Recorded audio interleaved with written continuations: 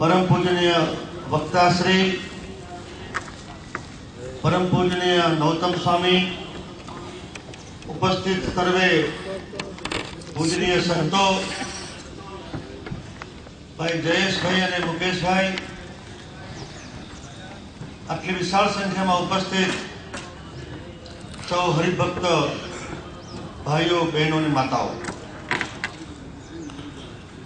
पूज्य नौतम स्वामीए कहूं के आखी प्रक्रिया में सरकार वती मने जवाबदारी सौंपी थी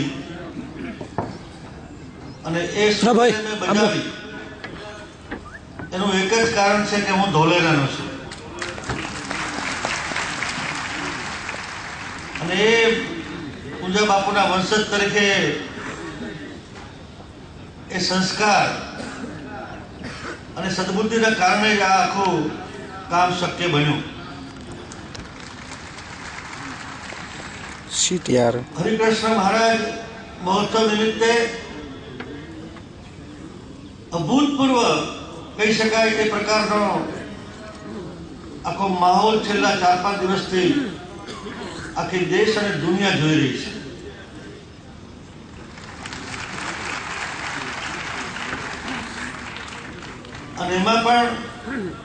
परम पूजनीय आचार्य महाराज श्री नेतृत्व अंदर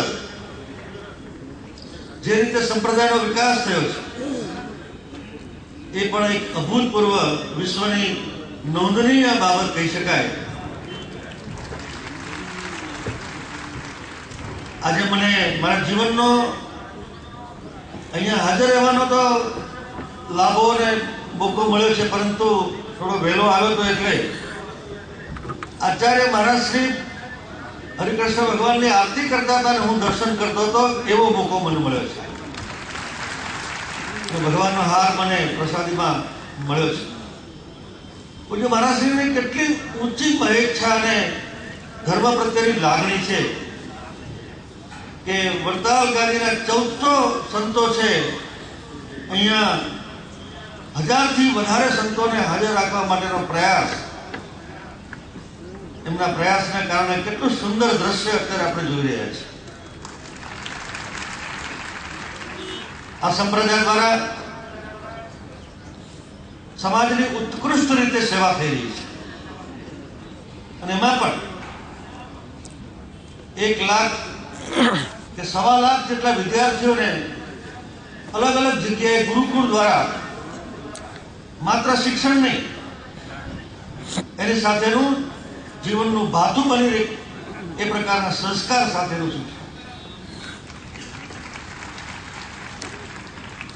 आजकल शिक्षा तो वधी छे, परंतु संस्कार की जरूर छे अने ए संस्कार अहींया गुरुकुल में मळी रहे छे।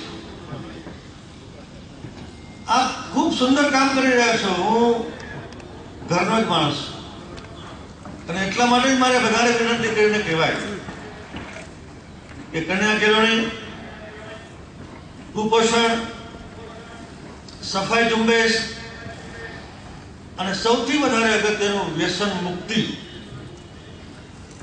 આ દિશામાં પણ સંપ્રદાય વધારે ને વધારે યોગદાન આપે ને આ સમાજ ને આપણે આદરણીય નરેન્દ્રભાઈના નેતૃત્વમાં વિશ્વગુરુ બનાવવાના છે એ દિશામાં લઈ જઈએ। आ બધું જ કરવામાં આપણને જીવન પદ્ધતિ શીખવાડતી શિક્ષાપત્રી સ્વામિનારાયણ ભગવાને આપી છે। શિક્ષાપત્રી પોતાના જીવનમાં જે કોઈ વ્યક્તિ કોઈ માણસ એ વાંચીને એનું અનુસરણ કરે તો એના જીવનમાં ઘરમાં, પાડોશમાં, કુટુંબમાં, ગામમાં, धंधा में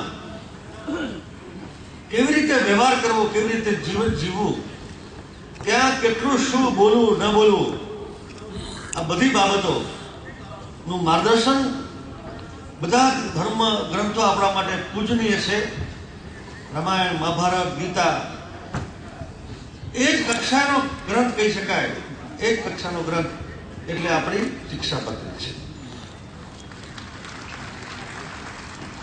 હું વાત કરતો તો ધોલેરાની અને માધવ સ્વામીની પધરામણી અહીંયા થઈ.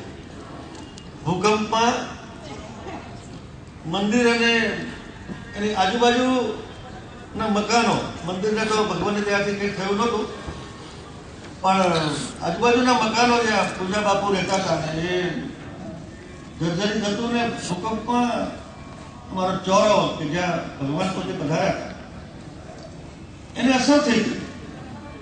મેં ખાલી માધવ સ્વામીને અને બાલ સ્વામીને વાત કરી.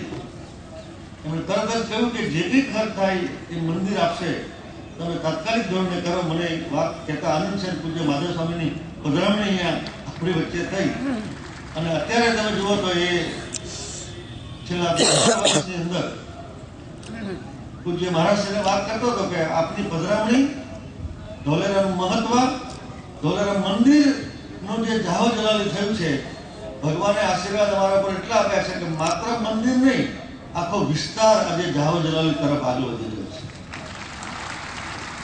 એરપોર્ટ હોય કે શહેર હોય કે અન્ય કોઈ બાબતોમાં આજે જેની પાસે સાયકલ નથી એની પાસે સ્કોડા છે. આ ભગવાનની દયા નહીં તો બીજું શું કહેવાય? અને એ દયા આપણા પર અંધાધાર વરસી રહી છે ત્યારે વધારે વધારે એ દયા વરસે. અને આપ સૌના આશીર્વાદથી જ્યારે અહીંયા ઊભો છું અને ગદ્દીમાં બેઠો છું ત્યારે સમાજના સત્કર્મોમાં, સત્કાર્યોમાં વધારે વધારે યોગદાન આપી શકાય તો આપ સૌના પાસે આશીર્વાદ માગું છું. અને આટલા સુંદર મજાના સફળ કાર્યક્રમ કરવા બદલ હું આપ સૌને અભિનંદન આપું છું. જય સ્વામિનારાયણ.